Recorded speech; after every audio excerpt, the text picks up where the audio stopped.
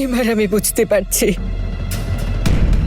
তোর মনের মধ্যে আমার জন্য কখনোই মাতৃসুলভ ভালোবাসা ছিল না।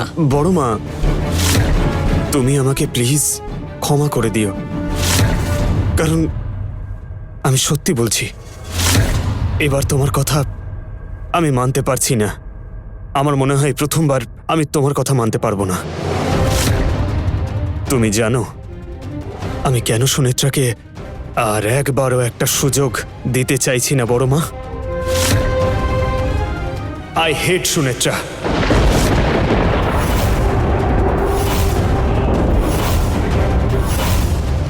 ও যে ভুলগুলো করেছে সেগুলো ক্ষমাযোগ্য নয়। তুমি তোমার স্মৃতিশক্তি হারিয়ে ফেলেছো অর্জুন। আমি জানি এখন তোমার মনে আমার জন্য কোনো ভালোবাসা নেই, কিন্তু তুমি আমার ভালোবাসাকে কি করে ভুলে গেলে? তোমার মনে আমার জন্য আর কখনো কি জায়গা হবে অর্জুন?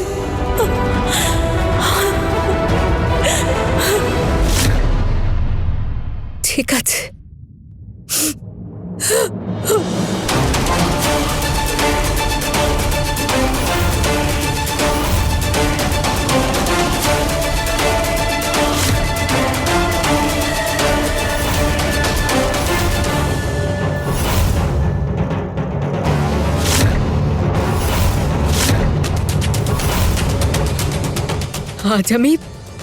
আজ আমি নিজের জীবন এখানেই শেষ করে দেব।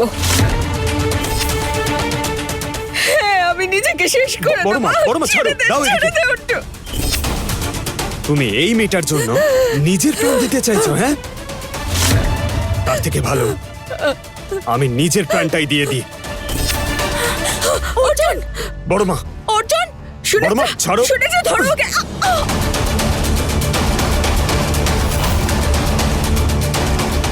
অর্জুন, অর্জুন, অর্জুন!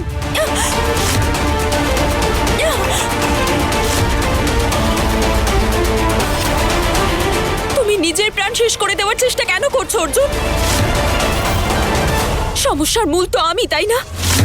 তুমি আমায় ক্ষমা করতে চাও না, তাহলে করো না, কিন্তু তার জন্য তুমি নিজেকে কেন শেষ করে দিতে চাইছো?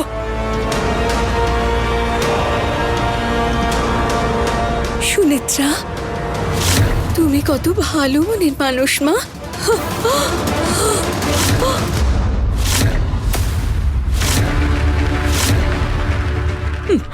বড় মা, আপনাকে আর এসব নিয়ে কোনো চিন্তা করতে হবে না। আপনি যেতে পারেন। আপনি এই পরিবারকে, পরিবারের সবাইকে কতটা ভালোবাসেন আমি জানি। আপনার মন যেমন, আপনি ঠিক সেইভাবেই সবার জন্য চিন্তা করেন। আপনি তো আমাকেও এই বাড়িতে খুব ভালোবেসে যত্ন করে রেখেছেন, কিন্তু আর না। এবার দয়া করে আপনি একটু বিশ্রাম নিন আর অর্জুনের দেখাশোনার দায়িত্বটা আমার উপরেই ছেড়ে দিন। আর অর্জুন এখন ঠিক যেভাবে থাকতে চাইছে সেভাবেই থাকতে দিন। ওর ব্যাপারে চিন্তা করার জন্য আমি তো আছিই বড় মা। আমার কোনো সমস্যা হবে না। কিন্তু তোরা দুজনেই বড্ড ছেলে মানুষ, সেটাই আমার চিন্তা। তোরা দুজনেই সবসময় সুখে থাক, এটাই তো আমি চাই। আমার আর কি চাওয়ার আছে বল? আমার তো টাকা পয়সা বা ক্ষমতার লোভ নেই। আমি আমার সন্তানদের সুখ দেখতে পারলেই শান্তিতে বাকি জীবনটা কাটাবো রে। বড় মা, তোমার মনটা খুব ভালো বড় মা, কিন্তু সব মেয়েদের মন তোমার মতো পরিষ্কার হয় না বড় মা।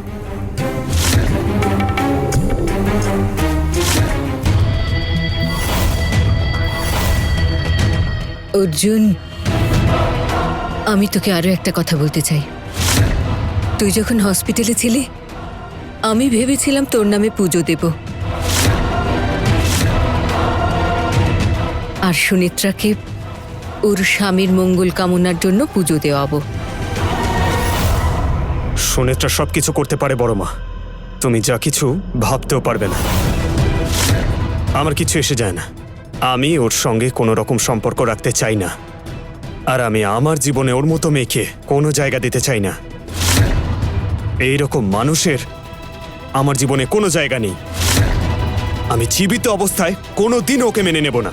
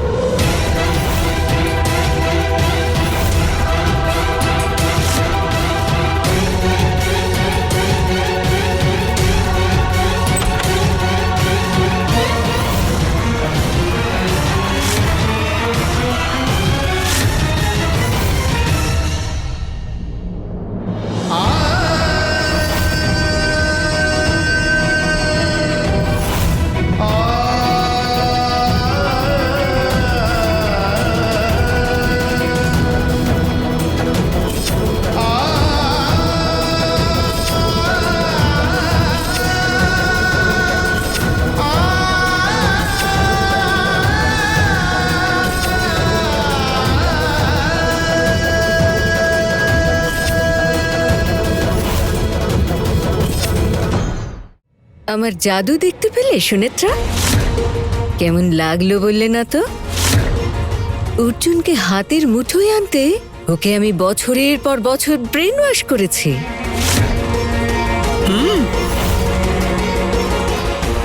এবার তুমি আমায় বলো, আমার হাত থেকে পালানোর জন্য তোমার কাছে কি আর কোনো পথ খোলা আছে? যদি আজ রাত্রের মধ্যে কর্ণ নাগমণি না পায়, অর্জুনের গল্প কিন্তু শেষ হয়ে যাবে। ওর নামটা সুন্দরভাবে শ্রাদ্ধের কার্ডে লেখা হবে। কর্ণর হাতে নাগমণি দিতে গেলে তোমাকে যে কি করতে হবে তা তো তুমি জানোই। আমি দ্বিতীয়বার বলবো না, সাবধানে ভেবে দেখো।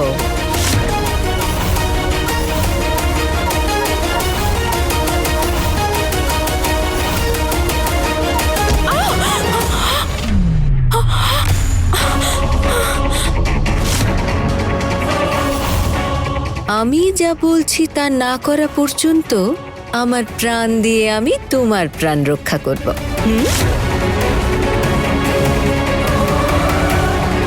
সাবধানে থেকো।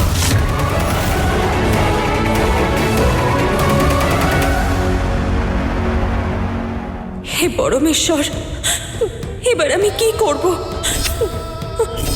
আমি কিচ্ছু বুঝতে পারছি না। আমাকে পথ দেখাও তুমি প্রভু। চারিদিক থেকে সব সমস্যা যেন আমায় ঘিরে ধরেছে। অর্জুনও আমার কোনো কথা শুনছে না, আর ওই অসুরকে মারার অস্ত্রটাও আমার হাতে আর নেই।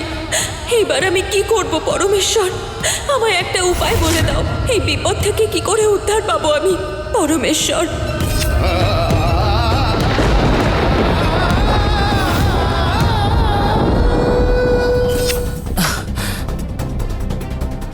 মা, মা, আপনি এখানে কি করছেন? আমি জানি পরিস্থিতি এখন তোর বিরুদ্ধে আছে। পরমেশ্বরকে কথা দিয়েছিলাম যে কোনো পরিস্থিতিতে তোকে সাহায্য করব, পাশে থাকব। এই পরিস্থিতি থেকে বেরোতে তোর যা সাহায্য লাগবে তা আমি করব। পরমেশ্বর সব সময় তোর পাশে আছে। তোর এই যুদ্ধে আমি তোকে সবকিছু দিয়ে সাহায্য করব রে। আমি তোকে রক্ষা করব সুনেত্রা। তোকে কখনোই একলা ছাড়বো না। আমি কখনোই তোর হাত ছাড়বো না রে। হ্যাঁ মা, আমি এখন একদম একা হয়ে গেছি। আমি নিজের স্বরূপের কথা অর্জুনকে বলতে পারছি না। আর যেখানে গেলে ওকে সত্যিটা উপলব্ধি করাতে পারবো, অর্জুন তো সেখানে যাওয়ার জন্য রাজিই নয়। কি করব আমি মা? আমি আবার সেই ঘুরে ফিরে শূন্যতেই এসে ঠেকলাম। এত পরিশ্রম, আমার এত লড়াই, সবই বৃথা। এখন শুধু দিন গোনা ছাড়া আমার কাছে আর কোনো উপায় নেই। আমার ধৈর্যের বাঁধ ভেঙে যাচ্ছে মা। এই অবস্থায় আসার জন্য আমি অনেক কষ্ট সহ্য করেছি মা, কিন্তু এখন কি করব কিচ্ছু বুঝতে পারছি না। অর্জুন ওর স্মৃতিশক্তি হারিয়ে ফেলেছে। আমার উপর থেকে ওর বিশ্বাস হারিয়ে গেছে। ওই অসুরকে যে অস্ত্র দিয়ে বধ করা সম্ভব সেই অস্ত্রও আমার কাছে নেই। কর্ণকে মারার শেষ সুযোগটাও আমি আজ হারিয়ে ফেলেছি মা। এখন আমি কি করব মা? রমা আর কর্ণ মিলে আমাকে দিয়ে যে কাজ করাতে চায় সেটা আমার পক্ষে সম্ভব নয় মা। আমার জীবনে এত অসহায়তা, এত হতাশা আমি আগে কখনো দেখিনি। মনে হচ্ছে আজ রাতেই এই যুদ্ধে আমি চিরতরে হেরে যাব।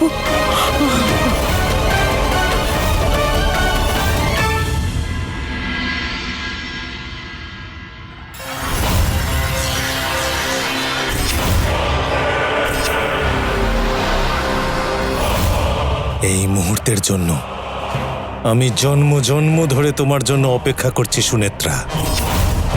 তোমাকে নিজের করব বলে আমার হাতে কত জনের না মৃত্যু ঘটেছে, অবশেষে এই জন্মে তোমাকে আমি নিজের করতে পারবো। অবশেষে নাগমণিও এখন থেকে আমার হবে। তোমার সাথে আমিও এই মহাবিশ্বে নিজের অধিকার স্থাপন করব সুনেত্রা। আমার বিরুদ্ধে এই পৃথিবীতে আর কেউ কখনো দাঁড়াতে পারবে না।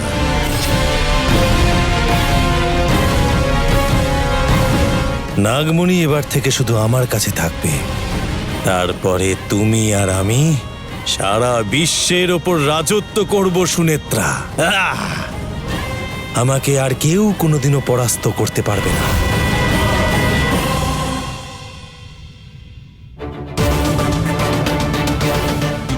আজই হলো স্ট্রাইকের শেষ দিন। কাল থেকে ফ্যাক্টরি আবার খুলবে আর কাল থেকে সবাই কাজও শুরু করবে। তার জন্যই তো সুপারভাইজার আমাদের সব পরিষ্কার করতে বললেন। প্রথম ওই জিনিসটা পরিষ্কার হ্যাঁ, করে চলো। ফেলো। হ্যাঁ চলো, ওই দিকটা আগে করে নাও।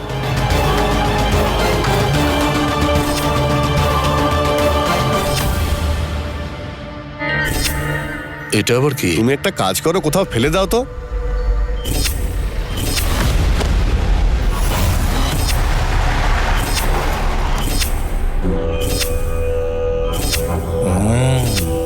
দারুণ দারুণ।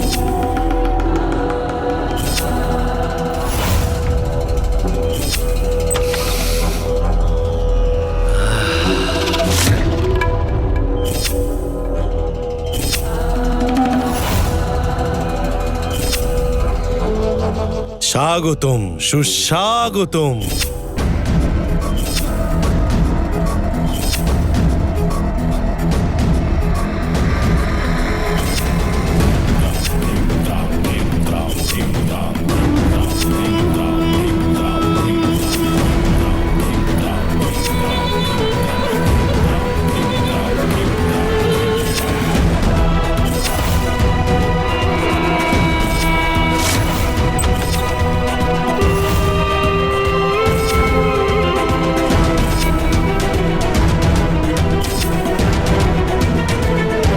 আচ্ছা, কেউ কারো স্বপ্ন পূরণ করতে কত বছর অপেক্ষা করে? কেউ 10 বছর অপেক্ষা করে, কেউ 20 বছর অপেক্ষা করে, আবার এমনও আছে কেউ 50 বছর ধরে অপেক্ষা করে। কিন্তু আমি 7 জন্ম ধরে অপেক্ষা করেছি সুনেত্রা। অবশেষে এই 7ম জন্মে আমি যে স্বপ্নটা দেখেছিলাম সেটা সত্যি হতে চলেছে সুনেত্রা। আচ্ছা, কেউ কারো স্বপ্ন পূরণ করতে কত বছর অপেক্ষা করে? কেউ 10 বছর অপেক্ষা করে, কেউ 20 বছর অপেক্ষা করে, কিন্তু আমি 7 জন্ম ধরে অপেক্ষা করেছি সুনেত্রা। অবশেষে এই 7ম জন্মে আমি যে স্বপ্নটা দেখেছিলাম সেটা সত্যি হতে চলেছে সুনেত্রা। একটা পুরনো গল্প শেষ হয়ে যাবে আর একটা নতুন গল্প নতুন সাজে শুরু হবে। এই গল্পে থাকবো তুমি আর আমি, আর থাকবে আমাদের প্রেমের সাম্রাজ্য। সেই সাম্রাজ্য যেখানে আমার আধিপত্য থাকবে আর আমাকে কেউ হারাতে পারবে না। কিছু মনে করো না, তোমার হাতে না আর অন্য কোনো অপশন নেই। আগের জন্মের মতো এই জন্মে না তুমি আমাকে মারতে পারবে না নিজে মরতে পারবে, কারণ এটাই তোমার শেষ জন্ম। আর সেই জন্য এই জন্মে মানে তোমার শেষ জন্মে তুমি আমারই থাকবে। যদি তা সত্ত্বেও তুমি নিজেকে শেষ করে ফেলার ধারণা রাখো তাও জয় আমারই হবে, আর নাগমণিও শেষ পর্যন্ত আমারই হাতে চলে আসবে। আর তারপর তুমি ভেবে দেখো কি ঘটতে পারে। ভেবে দেখো তুমি না থাকলে অর্জুনের কি হবে। এত জন্ম ধরে তোমার উদ্দেশ্য, তোমার সাহস, তোমার ধৈর্য সমস্ত কিছু শেষ হয়ে যাবে। এক মুহূর্তের মধ্যে সবকিছু শেষ হয়ে যাবে। কিন্তু তোমাকে নিজের করার পরে নাগমণিকেও নিজের করার মধ্যে আলাদা মজা আছে। আমার ইচ্ছা পূরণে দেরি করো না। ফুলে সাজানো এই ঘরে তুমি ফুলের থেকেও সুন্দর সেজে আমার সামনে দাঁড়িয়ে আছো। আমি শুধু এটাই চেয়েছিলাম। এটাই আমার জয় সুনেত্রা। আর এবার এই জয়ের উদযাপনের সময় এসেছে। আর আমাদের গল্প যখন শুরু হয়েই গেছে, তুমি এবার আমাকে সেখানে নিয়ে যাবে, যেখানে নাগমণি তুমি লুকিয়ে রেখেছো সেইখানে। আমাকে সেই শিব মন্দিরে নিয়ে চলো সুনেত্রা। মহাদেবের সামনে তোমাকে নিজের করব, নাগমণিকেও আমি আপন করব। আর ওই নাগমণি আমাকে সর্বশক্তিমান করে তুলবে। আমাকে আর কেউ কখনো হারাতে পারবে না। তারপর আমি হব ঈশ্বর, তোমার আর এই সমগ্র বিশ্বের। এমনকি মহাদেবও চাইলে আমার কোনো ক্ষতি করতে পারবে না সুনেত্রা। তুমি তো নিজেকে খুব অহংকারী বলে মনে করো, আর তাই গত 7 জন্ম ধরে তুমি অহংকার দেখিয়ে বিফল হয়েছ। আর এই জন্মেও তুমি বিফল হবে, তাই সময় নষ্ট করো না সুনেত্রা। এসো সুনেত্রা, আর তুমি আমার সময় নষ্ট করো না সুনেত্রা। যদি এখনো তুমি ভাবো কোনো অলৌকিক শক্তি আমার হাত থেকে জন্মেও তোমাকে রক্ষা করতে পারবে, তবে তুমি সেসব ভুল ভাবছো সুনেত্রা। কারণ সেই সমস্ত আর কিছুই হবে না। Game over.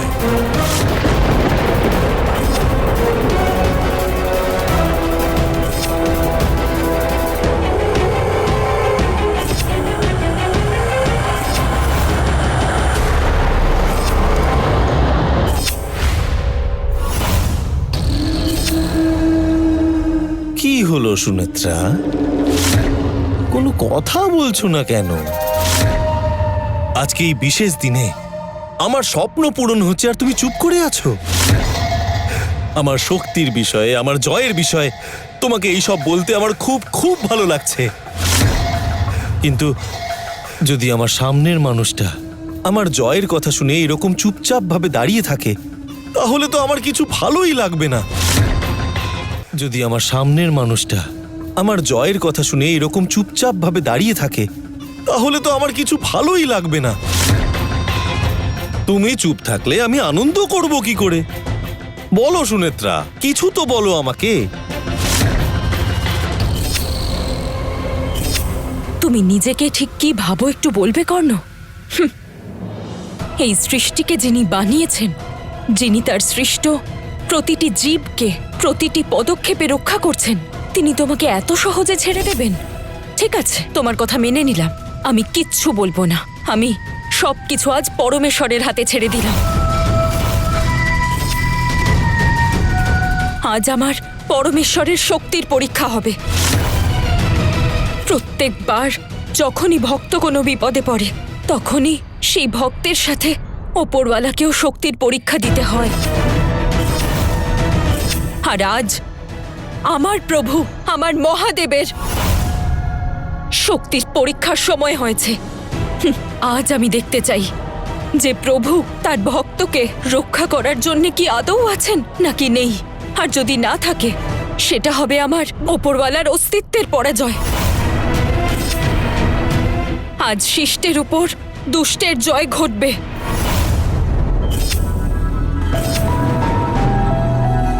সবকিছু আজ ওপরওয়ালার হাতে ছেড়ে দিলাম। আমি অনেক কষ্ট করেছি। আমি নিজের দায়িত্ব পূরণের জন্যে সব রকমের কষ্ট সহ্য করেছি। মনুষ্য জাতিকে সুরক্ষিত রাখার জন্যে আমার কর্তব্যে কোনো ত্রুটি রাখিনি। এই মনুষ্য জাতিকে তোমার মতো অসুরের হাত থেকে বাঁচানোর জন্য পূর্ণ চেষ্টা করেছি। কিন্তু পরমেশ্বর যদি এটাই লিখে থাকেন, তাহলে তা খণ্ডানোর ক্ষমতা কারোর নেই। পরমেশ্বর যদি দুষ্টের হাতে নিজেকে সমর্পণ করতে চান, তাহলে তাই হোক।